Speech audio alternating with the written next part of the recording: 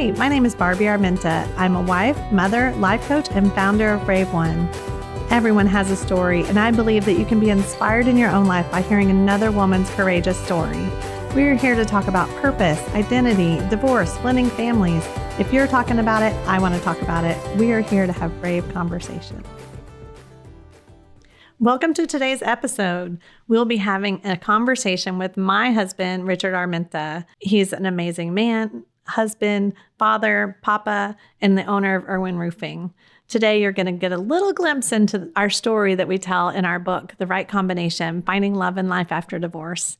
His story begins in a bit of a dark place, but the good stuff, we'll find that along the way. So let's jump in. So I'm so excited to have you joining me today. Yeah, well, I am excited to be here. I sound very intriguing, a little bit of dark place. A little bit of a dark place. A little mystery going on there. But what would you like this brave community to know about you? So, I guess, let's start from the beginning, right? Dad was 21 years in the military. I grew up as a military brat, so people like to call it. I love the life myself. It was always intriguing going into the gates of the base, and it's like your own separate world out there, away from the regular world, right? But anyway, I was born in Japan, in Tokyo, Japan. From Japan, my dad was stationed in Minot, North Dakota. From Minot, North Dakota, stationed into Great Falls, Montana. And from Great Falls, Montana, we moved to the big, beautiful state of Texas, which I now call home and have for quite some time. My dad retired out at Lubbock, Texas in 1980. My mom actually still lives in the same house we moved into in 1980, if that's an amazing thing. But so that's a little bit about me. Born and raised Catholic, the youngest of 5 siblings. And that's kind of a beginner spot for me right there. You know, as a Texan, what we say is you're either from here or you get here as fast as you can. Got here as fast as I could. That's about what happened. Worked out great for me. Glad you're here. Exactly. So something brought you to the Dallas-Fort Worth area. So what brought you here? Yeah, so Dallas-Fort Worth, what brought me here, man? Well, I had a friend, actually, one of my best friends from Lubbock, Texas. He had moved out to the DFW area, and he was, I guess, I just call him lonely, maybe, because he was like, you need to get out here as fast as you can. He goes, pack up. And I was like, man, dude, I don't have a job. I don't have anything. What do you mean come to DFW? And he goes, you don't need that. Just get out here. So I did. So I was one of those adventurous guys, always been kind of a spontaneous guy, and so that's what I did. I just threw all my clothes in the back of my Chevrolet Chevette, which I like to call my vet, and moved out to DFW, man. Got out here and just started making things happen, started waiting tables at Bennigan's, and from there, the journey just took off. So I know a little bit about your story. So I know that there was lots of fun to be had at working at Bennigan's at night. Oh, yeah. And also, is that where you didn't meet? Where did you meet your... The mystery lady? The mystery lady. That's what we'll call her. So just tell me a little bit about what life was like here in Dallas. Yeah, man. So we moved out here in 93. Mark and I moved in together, and he had, met his now wife, Jewel. And so we kind of went our own way. They got their own place. I got my own place. And I like to call that place the Pink Palace. It was all flight attendants, pilots lived there. And so it was a little bit of the wild, wild west for me. I mean, we touching on the dark side. In the part of the book we talk about, in the right combination, finding love in life after divorce. And that was kind of my wild side at that time. And so that's where I met my first wife. We started, like I said, pretty much the majority of everybody that lived in those apartments were flight attendants or pilots one. And so every weekend at the pool was quite a crazy place. So without to say the least, but that's where I met my first wife, Holly, and we started dating. And, it wasn't so long after in that, as I call that wild, wild west, that we were dating. I found, that she was actually got pregnant. And so we had this discussion of like, wow, what's next in life? So you're dating someone She finds out she's pregnant. You were in not really a position at that time that you thought, this is it. I'm ready to settle down. I wish it was that easy. I know my first thought was, I'm barely responsible enough to take care of myself, much less take care of myself, a wife and a child. But we did. We sat down and had that conversation. I said, hey, look, man, I cannot promise you. And my words to her was, look, I cannot promise you a Cinderella story. I can't do that. But what I can promise you is I will give this 110% of my effort to be the best father, the best dad, and the best husband I could possibly be. And so that's what, after much decision, going back and forth, is this really what we want to do? We finally decided, yeah, that's what we're going to do. We're going to go ahead and get married. And so we did. We got married, and it was about that time I thought, man, I probably really need to get my act together. It's like I should probably, and, I talk about, when my dad and we were younger, I was born and raised Catholic. And one thing my dad always did when we were very little, very burnt into my mind, is that he would gather all of us up into one room. So all 5 of us little rugrats got into one room, and you can imagine what that's like, herding cats, but we got in there. And anyway, we'd kneel in front of our beds, and Dad would lead us in prayers, and we'd say our prayers every night. So I've kind of always had that in me, that spot in me. And I went through a stand of young life in high school and stuff. And so I always had that in me. And I thought, man, I really probably need to get my act together. Really probably need, now that I got a child on the way, I should probably maybe go back to church, And so that's what got me really getting back into church, is, that whole moment of like, wow, I probably need to become a little more responsible. So, yeah. So I know that you found yourself at Fellowship Church in Grapevine, Texas, which ironically, and part of my story, my family also ended up at Fellowship Church in Grapevine, Texas. Yeah. Little did we know that our paths would cross later. But so what were those years like for you when being married to Holly, you're trying to get back in church, you're trying to do the right thing? And So that was it. I'm sitting there thinking, okay, man, this is it. Get into this, get back in church. Let's get this, start walking this thing out. And so that's what we did. And ironically, at that apartment complex one weekend where we were partying around the pools, when I was having this conversation, I should probably really get my act together. And this guy just comes over and says, hey, man, I heard you talking about church. And I was like, yeah. And so he invites us to Fellowship Church, is where we started attending. He's like, where that was the initial kick to, get me there. But anyway, come to find out, this guy lived right below me in my apartment complex. Directly below me.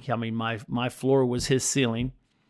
He invited us to Fellowship Church. And so I went, and who knew that church would change my life? But that's how I found Fellowship Church, and never saw that guy again. The guy moved out. I always say it was like an angel, because he invites me, and we go to church that Sunday, and then the guy moves out, and I never see him again. But I end up going to Fellowship Church. And so, and as I'm trying to, getting my walk on and really trying to walk this thing out, I'm feeling good about the direction I'm going. Not that I'm living a perfect life. It was far from perfect. I still struggled with things, but I was definitely trying my best to be the best person I could be.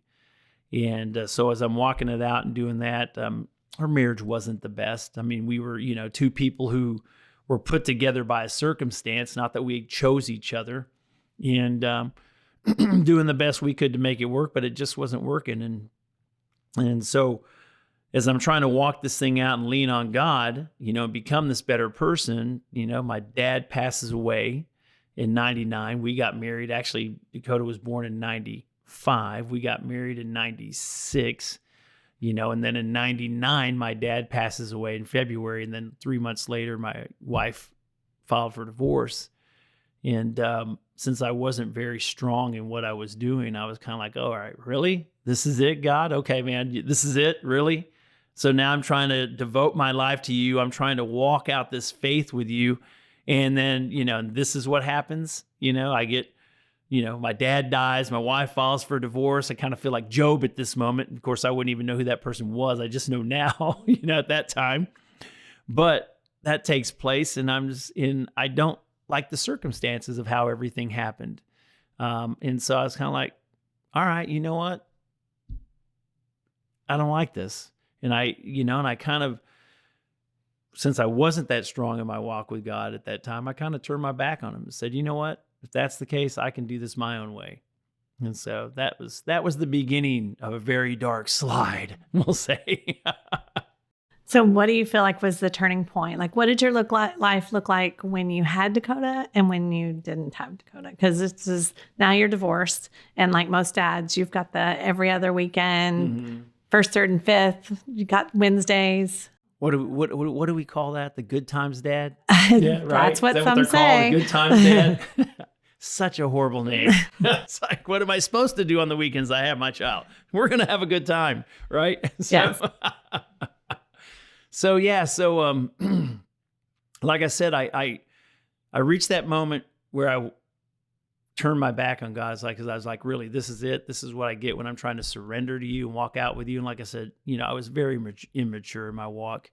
And so it was not like that, but that's the way it felt to me. And so when I turned my back on him, I just kind of went back into the things that I was doing, partying and doing all this. But one thing I did for sure, one thing is that I now was attending this church, fellowship church, that we started attending while we were married. And I didn't change that. Even though I was living a crazy life, but I still found myself every weekend in church. So the weekends I had Dakota, that's what I did. I calmed everything down. I took her to church on Sunday. I went to church on Sunday, but I found myself in church every weekend. It wasn't just the weekends I had her. Every Sunday I was in church. Whether I was living my life like hell on the outside, I still found myself in church on Sunday morning. Whether I'd slept or not, I was there. And so that's kind of where turning, for me, that's what I did with my daughter. You asked what I did with her on the weekends I had her. That was one thing I made sure that we did that was consistent and always consistent was I had her in church every weekend I had her, but I had myself in church every single Sunday, no matter what happened that weekend. So you're living great when you have her, and you're living like hell on the other weekends. And so what was a turning point for you? When did a shift happen?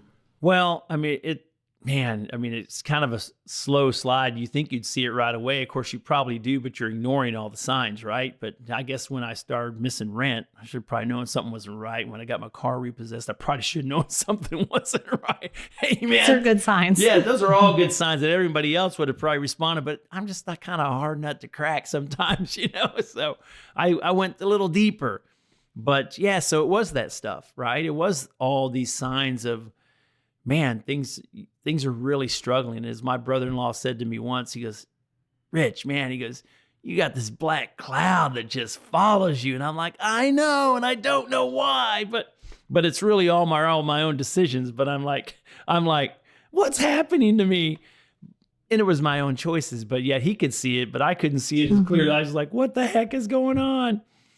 So it was that, right? It was all those things adding up and all those things coming to accumulation that I thought, man, I can't do this no more.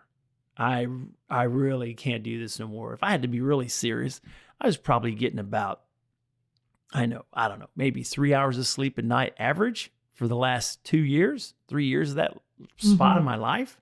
It's horrible. And so I was like, man, I really need help. I really got to seek some help. And that's what I did. I went online and I started looking I knew what I wanted, right? It wasn't just a treatment center. I knew I wanted it to be a faith-based treatment center. And there was always that thing in me that I knew I needed Christ in my life. And whether I was living like heck or not, I knew I needed that. And so that's what I did. I went online, started searching. I'd like to say I found it, but God has this way of intervening in my life with other people. And the place I originally found was up in upstate New York. And I was dating a girl at the time. I told her, hey, this is what I'm doing. I'm checking myself in the faith-based treatment center. It's in New York. And she asked if she could look. And I said, you can do all you want. I said, that's the place I found. And lo and behold, she comes back to me and says, I found a place right here, not that far away, and it's called Eternal Awakenings. And I say that name out loud, Eternal Awakenings, because I want you to get it. Because I think people who walk through that front door, you are ordained to be there. It's not just a place. I mean, God is there. But anyway, so I was amazed that she found it. So she, told me to check it out. I found a phone number. I called and spoke to the owner, Jim Welch, and him and I knew 15 minutes into this conversation, I said, that's it, I'm going. I was signed, sealed, delivered for me. And that's what I did. So that was May of 2003. I checked myself into Eternal Awakenings out in, at the time I was in Lockhart, Texas, but now it is in Gonzales. But when I found it, it was a little white farmhouse. I mean, just down a dirt road, you literally gravel dirt road surrounded by hundreds of acres of maize fields. And so that's all you could see was maize, corn, maize fields around you, and just this little white farmhouse in the middle of all of it. And, but yeah, so that was the beginning of the journey, man. I know that you've shared with me that when you went there, that you said it was more about getting your life back with Christ versus knowing that thinking it was about the drugs. Yeah, absolutely. That was exactly what I told Jim's wife, Carla, when we got there, when I got there, as I said, you know what?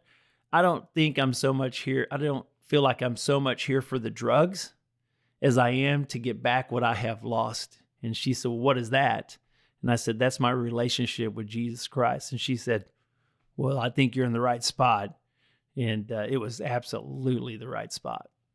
I know that you had incredible encounters with the Lord in that place, and they can read more about that. Mm-hmm. But I want to know what happened when you came out. What was your life like in that first year after getting out? Yeah, so what took place there, which is supernatural, and like I said, the readers can read about it in our book. Yeah, I came out, it was kind of like this turning point. I walked in one person and I walked out a completely different man. It was no turning back. It was 100% different. And I was like, look, man, I don't party no more.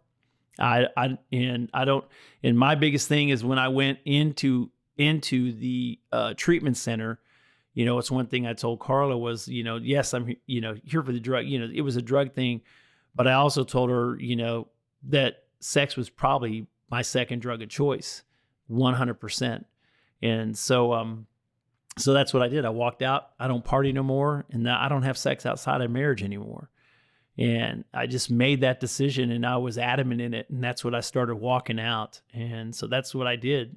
Came out of there May 2003 and started walking this journey out of what this looks like, not to party and not to have sex outside of marriage. And it was not an easy road, man. I'll tell you, it was a little bit of a struggle when you're a player. So how long after did you start dating? Man, I didn't date for a long time. Matter of fact, I hung out at my sister and brother-in-law's house a lot. I like to say every day. It wasn't every day, but it felt like it every day. Let's say I hung out at their house so much that she finally said, after a few years of this trying to figure this new life out, she finally said, hey, you should probably go online and get you an online profile, and you need to start dating somebody. She's probably sick of me being around. But so that's what that was, and I don't know what year was that. Probably it was a while. I mean, that was 2003, and it wasn't until I think 2008, 2008 when I decided to put an online profile out there. But it kind of probably took me that long. As I tell people, it was a journey. I think so many people these days get divorced and they get into this new life of what it looks like, and they don't give time to really breathe in that moment. They jump right into the next relationship right off the bat. And they end up carrying all this luggage from one relationship to the next relationship. And what does that look like? And so I resemble that story. Yeah. Well, and people, it's like, so, because people might hear and they might think, wow, 2003 to 2008, that's a long time. And it is a long time. But it kind of took that long for me to figure out, who am I? Who am I, Richard Armenta, by myself, nobody else in my life, just my daughter and me. And am I content in being who I am by myself with nobody else pulling on me, stretching me, and that's where I got. And it took that long. It took that long to build my relationship with Christ, and who I am was now new as a Christ follower, but also who I am as myself, as a dad, and no one else in my life. And so I finally reached that point where I was literally content. I didn't need anybody else in my life. But that was about the time Cindy said, I don't need you in my life. I need you to go. My sister's like, I need you to go online and make a profile. So that's what I did. So I mentioned in last week's episode that I had received an email from Richard and Irving. So your online profile said padlock looking for the right combination. That was genius, wasn't it? So genius. Is there something that inspired that? Yeah, looking for the right combination. That's about it. Actually, it's just a great creative thought. Let's just put it to that. It was a great creative thought, and it worked. Yeah. Because you reached out and said, I have no idea where Aubrey is, but maybe we should meet. I'm like, well, I mean, okay.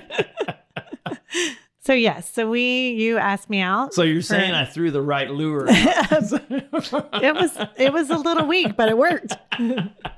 Yeah. So you invited me for that Friday night to go to happy hour at someplace in Addison. Yes. Yeah. Can't remember the name of it. Sherlock's in Addison. That's right. And we met, and I was like, aren't you amazed? I remember the name of the place. I'm so proud. Yes. So we met, and I was not hopeful because I'd been on some first dates.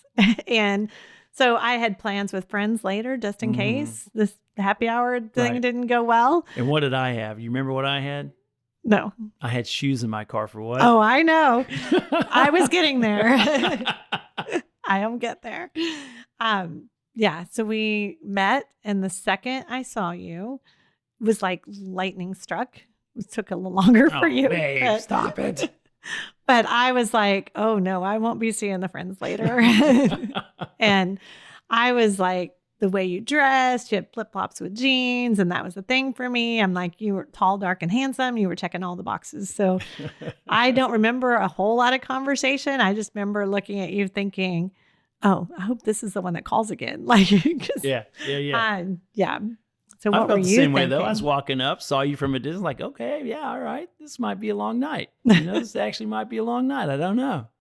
It was good. We had lots of great conversation. You're wearing a top that reminded me of my sister. It was the worst. Know if that's good or bad. The worst.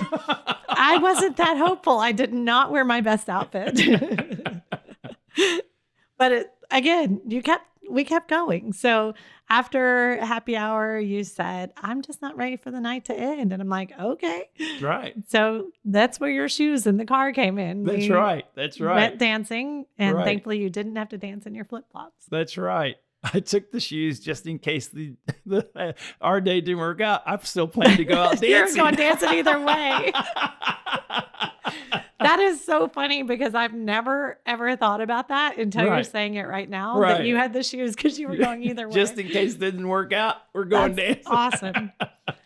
So yeah, went out dancing. And ladies, I'm just here to tell you, he knows how to get around a dance floor. Well, I am Puerto Rican. Yes, he's got a little bit of rhythm in me. Got the hip thing. Not me, not so much. But let's just say he attracts a lot of attention on the dance floor. But that night he was focused on me, which was very fun. Yeah. I mean, I could name some songs that we danced to, but they're all so old now. Like apple bottom jeans. Yeah, exactly. Yeah. So then we danced until they closed at 2. Right. And Shut then it down. You invited me for pancakes. That's right. Who doesn't love to get invited to pancakes at 2 a.m? Everyone loves to get invited for pancakes. Yeah. So we went to IHOP and we talked until 4 a.m. Right. Yeah. Quite the night. Covered a lot of conversation during that. And then we finished it with setting up a second date. Yes, we definitely broke all the dating rules because by the end of that night, we had talked about our exes, all the things you're not supposed to do. Right. But worked out. You kissed me goodnight. Right. In the parking lot. Do you remember what I said about your eyes? What did you say about my eyes? I was like staring at your eyes, and I was like, man, the color of your eyes are like the grass in the Serengetis. Smooth, right? Yeah, So it was. smooth. I liked it. There was pretty much nothing you could do wrong at that point of the night. It had been like the perfect first date. So I never invited people to my house. And my house was like my little safe place, and also so far away, no one wanted to drive there. So I invited you over for dinner the next night. So much so that my next door neighbor, who was also a single mom, came over and goes, "Are you okay? Like, you never have people here." Right. Yeah. So what do you recall about that second date?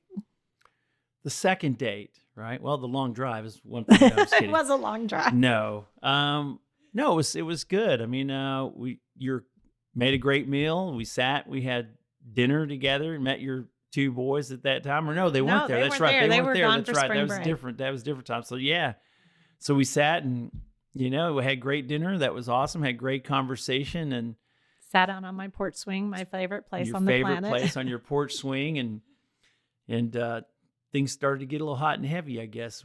That wasn't on the porch swing. No. That was yeah.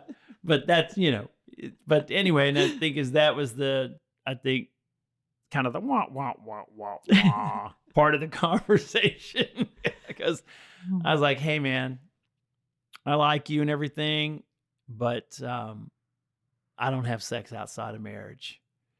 And I know that was a damper on the evening, but Bitch. Yeah. I mean, right. But look, I mean, it's like we're older, we're, been through a divorce. I mean, who thinks like that? It's kind of, everybody has the whole thought of, really? Kind of too late for that, don't you think? So, but that was me. That's, like I said, that's when I walked out of that treatment center. That's who I committed myself to being. No more partying, no more sex outside of marriage. And I'm trying to live this, walk out my faith walk out as best as I possibly can. So it's the thing that we all say we want until it happens. And then it brings up every insecurity that you have. I know for me, especially over time, that I was like, maybe he's not that interested because you think that's what guys want. Mm-hmm. And you would say to me, "Isn't this what women want? To be respected?" Right. And I'm like, "Yes, but also, and I had even my Christian girlfriends were saying to me, "He's just not that into you. And you're wasting your time. Y'all are just friends." And then I'm thinking, maybe they're right. That's what they're saying. Maybe they're right. And so what was your experience from your perspective? From my perspective, well, since I never walked that out before in my life, up until the time I made that decision, I was actually always surprised at how, I guess, how's the word, how the way to put it, how it was not received very well when I told the person, "Hey, I don't have sex outside of marriage." It's, they're like, what? It's like, it's just, it was something I thought, like you said, isn't this what women want? They want to be respected. I was finding more of the opposite, not that they didn't want to be respected, but that's just almost what they expected, is to, this night's going to end this way. I don't know if that sounds good or bad or indifferent, but I was shocked at how many times that was the case. Yes. So for me, it's just like, I got to that point where I'm like, okay, I know this is what women want. I know this is what I want. And I know that if we walk this thing out, it's going to be best in the end for both of us. If I just got to find that right person. And I know women, your friends are saying, he's just not that into you. But I get it, because if you're not trying to walk it out, then you need to, that's what they're going to think. But also, and able to walk this out, you've got to make that decision before you get to that moment. And that's, it's like people want to walk this out, but they haven't intentionally made the decision. It sounds good, but in their mind, they haven't made that decision. So when things get hot and heavy, they find themselves too much into it, and it's too late to back out. Yeah, while we were on the couch was not the time to make that decision. You had to have made that decision before that moment. I knew going in. Yeah. So we dated, let's just tell people up front, we dated for 4 years, and nobody signs up for that. It is a one day at a time process. Right. But the first 2 years were the time where I was just figuring this out. And I kept thinking, if God would just work on him, we could speed this thing along. But really, God was working on me, because where you shared earlier that you had become content in your life, just you and your daughter, I had not done that. And so I had a day where I was literally middle of the day in my bedroom, and as audibly, like as if God was with me, is how it felt. He said, "Who are you doing this for? Me or him?" And I realized the real question was, if this doesn't work out, what are you going to do next time if the guy wants to? And I knew the answer to that. And I had to get on my knees that day and surrender for myself, because otherwise, if you had changed your mind, I would have too, but from that point forward, I was as committed, and God was able to work on me and show me that I shouldn't have been looking for you to give me my value and make me feel worthy, that God could love me through you, but that wasn't the what I needed to be whole and complete without you. That contentness. Yes. And so we got to about 2 years in, and I wasn't content. I was content in my life. I was not content in the relationship with you, because what happened at the 2-year mark? What decision did you make? Well, I was still, 2 years in, I probably still had a defensive, that sounds horrible, a defensive wall up, but I mean, I was still like in the mode of what it's like for me and my daughter, and I told you, earlier on, it's like, look, I don't want to rush this thing.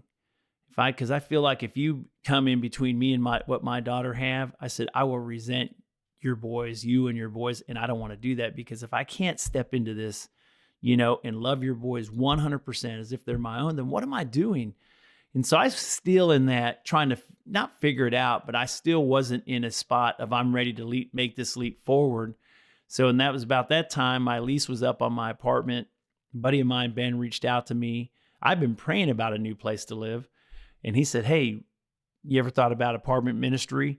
And you could have a, place to live, whatever, for free, and we can do a ministry together." And what sounds crazy is, yes, I was in this 2-year relationship, but I also didn't hesitate to tell him, let's do it. I'm all in. And so we signed up, and then I told you, I was like, hey, so I'm doing this 2-year apartment ministry. Didn't go over as well. Went over like a lead weight. It's like, but that was a turning point.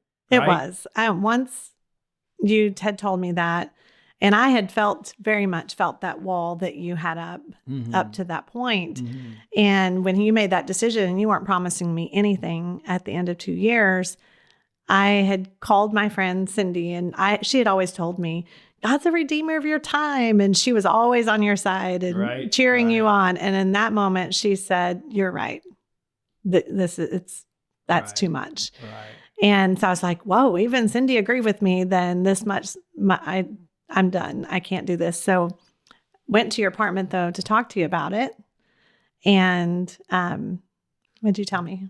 Well, actually, I'd spent the weekend with my brother, and I was sharing with, at that time, his girlfriend, and we were talking about our relationship. And she'd actually asked me if I ever got to, or if you ever got to see the part of me that she sees, because very relaxed, very outgoing, very laughing, jovial, easy. And I was like, you know what? Probably not. I saw it, but not with me. I would see you with these other people, and you're, doing all these things. But with me, there was this distance. There was sort of a wall up, and, wall of protection, I guess you'd call it, say, for me and my daughter, whatever. And not being used to being, with one person. But anyway, so yeah, and I said, you know what? Probably not.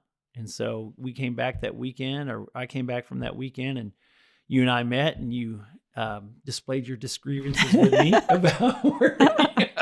about where you were in the relationship. And then I think I surprised you by saying, you know what, you're right. And I don't think I've shown you the best part of me. And so that very intentionally at that moment in time, we sat on the couch and we prayed together, and that was it, man. There was a visible wall that came down like immediately. Like you like to tell people, a light switch was flipped. It was crazy. Just, that's just what God does. And then also your willingness to kind of surrender to that and be vulnerable, because that's really what it is. Being vulnerable and being authentic, which is something I was trying to learn, feels like risk. Yeah.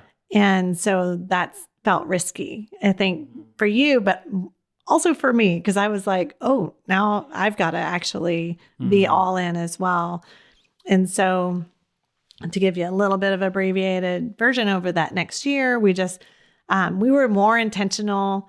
In the past, most of our dating played out at a table in a restaurant, because we didn't go to each other's houses. You were super intentional about not even giving the appearance, but me leaving a car or anything. Because at that time, I had also joined Fellowship Church. I had been visiting, and you had been there since the beginning.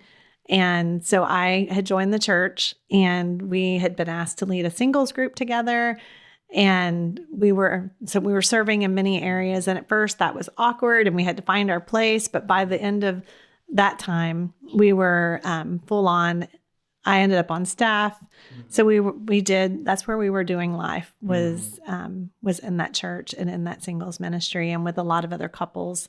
Yeah. So when that light switch flipped, as you call it, that's when I think both of us just really intentionally started seeking each other out, serving each other's needs, really inviting the boys into my life, really allowing them Dakota to be, and mine. And Dakota and yours. And that's where the whole thing kind of started happening, man. And it leads us to where we're at, I mean, look at us. Hey, look at us now, baby. Look at us now. Look at us now, Yeah. So after the second year is when everyone started saying, Richard, when are you going to put a ring on it?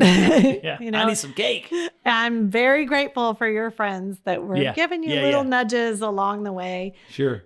And so what was that like? And then there was also a trip to Galveston. Right. So, I mean, that was, everybody's kind of pushing me to that moment. I felt like it was coming, but they were really pushing it, and then, and during that time is where we took a, kind of a family, not really a family vacation, I should say, because we weren't a family at the time, but that's where we took our first trip together with the boys and everything, went down to Galveston and enjoyed our time there, with them and with you. And I was kind of started seeing our relationship from what it looked like as a family type relationship. And that's where I think I told you on that trip, I said, you know what, I think I could do this. I think I can make this the rest of my life. There's you a few said things I had won you over. You had won me over, dear. That's right. You had won me over. And I think also I just, thought, I could be a dad to these boys or stepdad to these boys, but yeah. Well, that was an exciting episode and I would love to keep going, but we're going to save a little bit for next week. But Richard, I want to thank you because it's not often that we get to hear a brave conversation with the men in our lives or the husbands in our lives. So I appreciate your being willing to be authentic and vulnerable and share our story. And next week, you don't want to miss the epic proposal. There are some ups and downs, as you might imagine, on blending a family, planning a wedding, and all of that. So we want to share that, of course, the wedding day, and then our blended family journey as we're now 10 years into our relationship. So look forward to sharing next week. Thanks for joining me for today's conversation. If this resonated with you, please save this podcast to your playlist and share it with your friends. If there's a conversation that you want to hear, make sure and reach out at brave1.net and send a topic request. Until our next episode, remember to put your brave on.